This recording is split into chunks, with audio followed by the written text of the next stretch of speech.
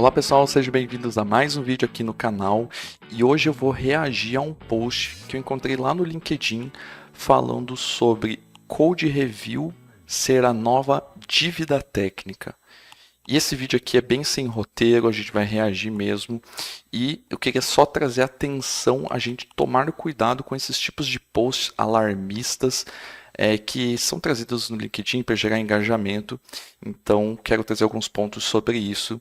Vamos dar uma olhadinha nesse post. Vamos lá então.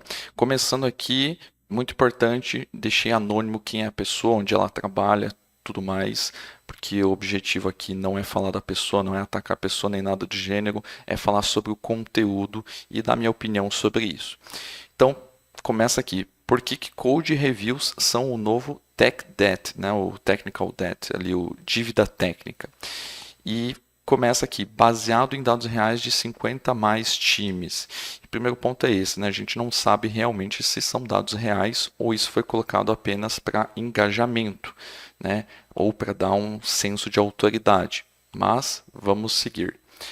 Descobri algo controverso, reviews tradicionais estão matando produtividade, né? E aí ele coloca alguns números aqui. Os números, 4 horas por dia em reviews. Bastante tempo. Eu não sei como foi calculado isso aqui, se é baseado numa média dos 50 times ou o que, né? Não tem muitos detalhes, mas enfim, 28% do tempo dos seniors fazendo review. 40% dos atrasos. Atrasos de quê? Né? Não sei. Zero melhoria real, muitas vezes. Primeiro ponto, assim, antes de a gente começar aqui, é muito importante sempre que você lê um post no LinkedIn, vá com um olhar de, ok, é mais uma fonte de informação e não necessariamente a fonte da verdade de uma informação, tá? Porque muitas pessoas, por ver um post no LinkedIn, acham que tudo que está ali é verdade ou tudo que está ali é uma dica boa de trabalho, enfim, né? Seja crítico sempre, mesmo sendo uma dica boa, mesmo sendo uma dica ruim, uma dica mediana, enfim, tenha seu senso crítico, consulte várias fontes, beba de várias fontes aí para formar a tua opinião. E aqui continuando, por que que isso acontece? Ele traz, né? Por que desses atrasos, zero melhoria, enfim. Primeiro, reviews focam em estilo de código, best practices, né? Boas práticas, padrões e detalhes técnicos. E ignoram context sharing, knowledge transfer, team learning e impacto real, né? Primeiro de tudo aqui, né? Acredito que é difícil às vezes para o C-level, né, a pessoa que é um CTO no caso, um C-level, entender que o review, no processo de review, é sim importante a gente dar uma atenção para essas coisas, as boas práticas, se os padrões estão sendo seguidos, estilo de código, detalhe técnico. Por quê? Porque não é perfumaria. Pode ser que seja, em algum caso, pode ser, mas via de regra, a gente vê que esses pequenos detalhes se traduzem lá na frente em dívida técnica, que é exatamente o que ele traz aqui, que por que Code Review são a nova dívida técnica. Enquanto ele está criticando uma coisa aqui, que é exatamente que ao longo do tempo, a despreocupação, vou fazer de qualquer forma o estilo de código, não vou me preocupar com boas práticas, os padrões, detalhes técnicos, como que eu estou escrevendo, a qualidade que eu escrevo uma query para ver se ela está performática ou não. Enfim, vários desses pontos ao longo do tempo acumulados geram dívidas técnicas. E se ninguém está olhando para isso, ninguém está revisando, principalmente os mais experientes, você começa a ter uma base de código toda bagunçada, que depois para você voltar e corrigir, refatorar, vai dar muito mais trabalho do que você olhar isso durante o andamento da sprint, ali, da revisão ali da demanda, né?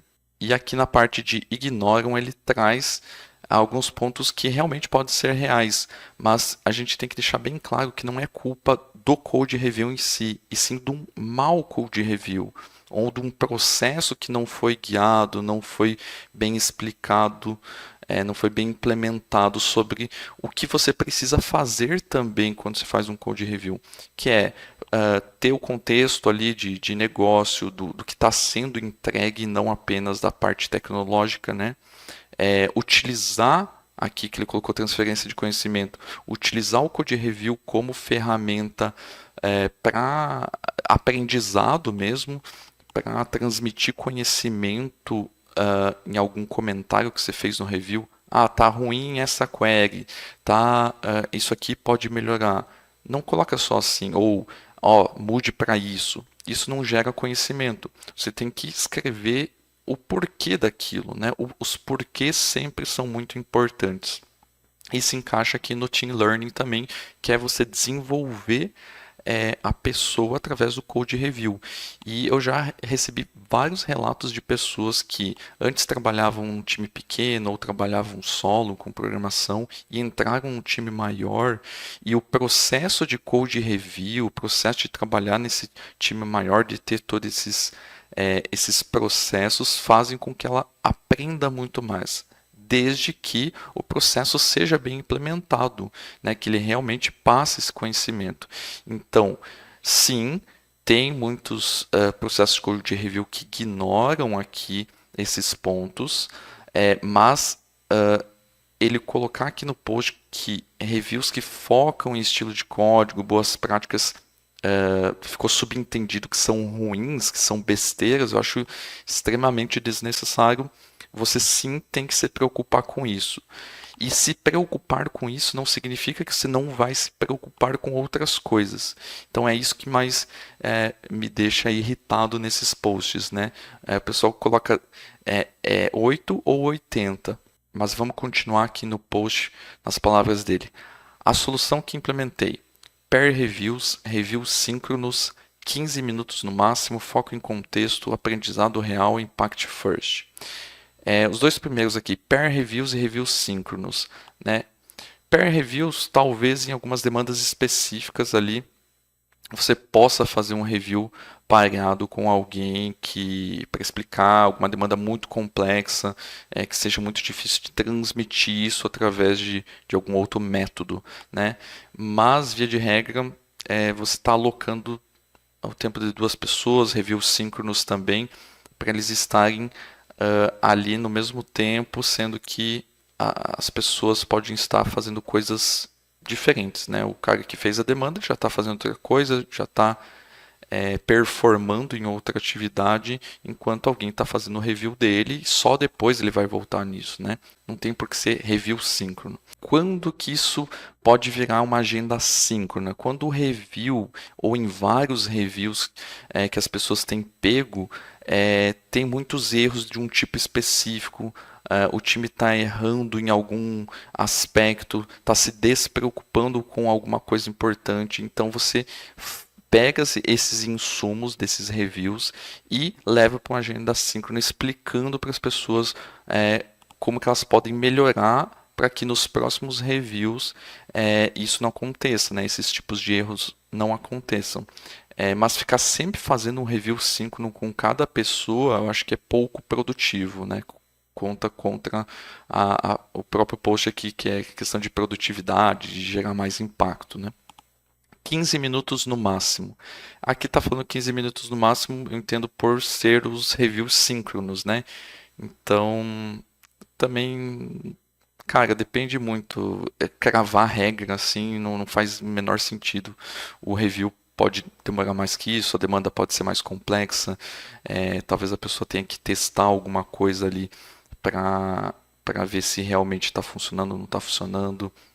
Enfim, não tem muito o que comentar aqui.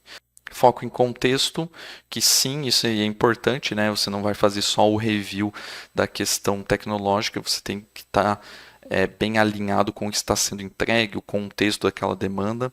Aprendizado real, genérico aqui, mas você pode gerar o aprendizado através de outras formas, através de review assíncrono, fazendo agendas pontuais, gerando guidelines baseados nos erros mais comuns ou é, criando uma lista aí, né, de boas práticas, de guidelines também que guiem as pessoas de como fazer o código, como escrever, quais são os padrões que elas devem seguir nas demandas no projeto específico ou nos projetos como um todo da empresa. Isso facilita, essas ações facilitam para que você tenha reviews com menos erros, né, se você tem guidelines bem claras. E aí, continuando no post dele aqui, ele traz sempre com essa mentalidade. Resultado maior que perfeição, contexto maior que código, learning maior que nitpicking, valor maior que estilo, guidelines claras, checklist objetivo, SLA definidos, automação forte, responsabilidades claras. Com o que eu concordo e o que eu mais ou menos não concordo aqui? Primeiro aqui, resultado maior que perfeição. Concordo mais ou menos, tá?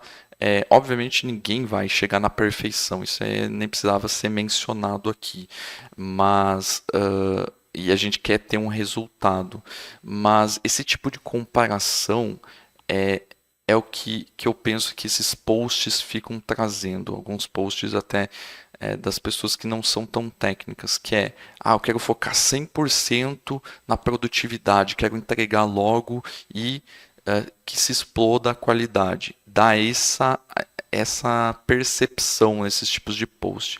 E eu vou fazer um vídeo mais para frente no canal falando de quando a qualidade tem que ser mais priorizada, quando você tem que agilizar um pouco mais ou priorizar a velocidade, né?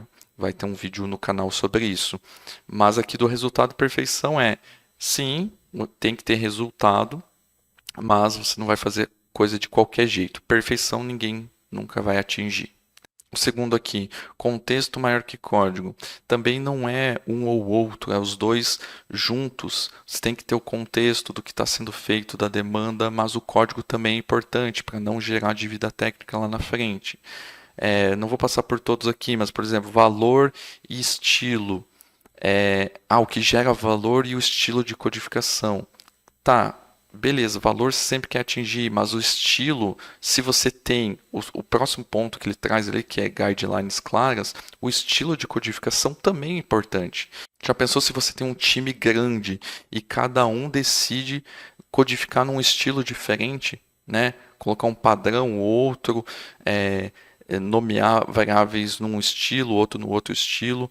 Então fica uma coxa de retalhos ali no código, então o estilo sim é importante, assim como as guidelines claras, que inclusive vão definir esse estilo para que todos os desenvolvedores fiquem na mesma página, sigam o mesmo roteiro, digamos assim, né? Um mesmo estilo ali, inclusive.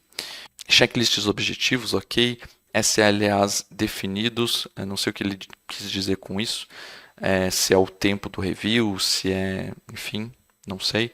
Automação forte, esse sim é um ponto muito importante que gera muito valor.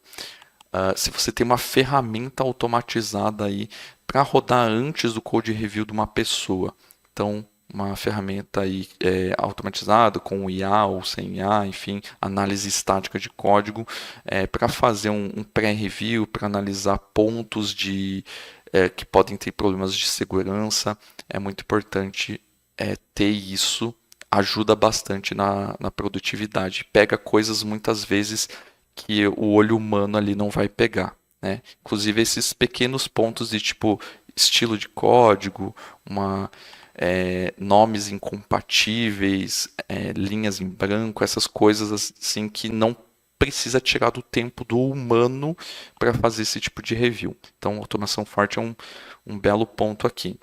E responsabilidades claras aí, algum item genérico aí. Essas listas muito ponto a ponto não dá de entender muito contexto também do que as pessoas querem falar 100%. E aqui ele fala, né, resultado após 3 meses, reviews 3 vezes mais rápidos, quase zero de backlog, time mais engajado, código melhor. Código melhor? Será mesmo? Não olhou muito para código, né? Será que o código está melhor? Time mais engajado? Talvez, né? Não vou desmerecer ninguém aqui. quase zero backlog, reviews 3 vezes mais rápidos, ok, velocidade tem que ver a qualidade, né? E o segredo, segundo ele aqui no post, reviews são ferramentas de growth e não de controle.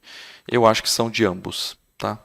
Não acho que é um ou outro, eu acho que são de ambos. Ter controle sobre a base de código, ver se tudo está sendo seguido conforme as guidelines, se o projeto está andando nos trilhos. E também de crescimento, por causa que você vai desenvolver as pessoas nesses code reviews, né?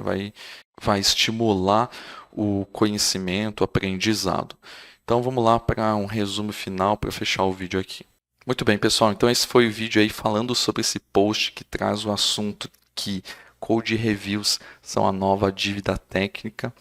O principal ponto aqui é que code reviews também é sim para olhar para código, para boas práticas, para padrões, sim, mas não deixar de lado a parte de gerar um impacto, gerar crescimento do time, aprendizado e tudo mais. Então, a principal coisa do post é que ele traz tentando um sensacionalismo ali, né, tentando falar que uma coisa em detrimento da outra, mas na verdade é um conjunto, você tem que buscar o equilíbrio. Tá? E é isso que irrita um pouco nesses posts aí, que talvez para gerar engajamento falam, faça assim ou faça assado, essa é a regra, essa é a bala de prata para resolver os teus problemas, para revolucionar a tua empresa, para gerar mais desempenho aí, né, e produtividade dos seus colaboradores. E a gente sabe que não é bem assim. Mas eu quero ver você aqui nos comentários o que você achou desse post, se você concorda ou não concorda. Coloque aí suas impressões, a sua opinião que eu vou querer ler. Se você gostou do vídeo, deixa um like, se inscreve no canal se você não é inscrito também e a gente se vê no próximo vídeo. Valeu!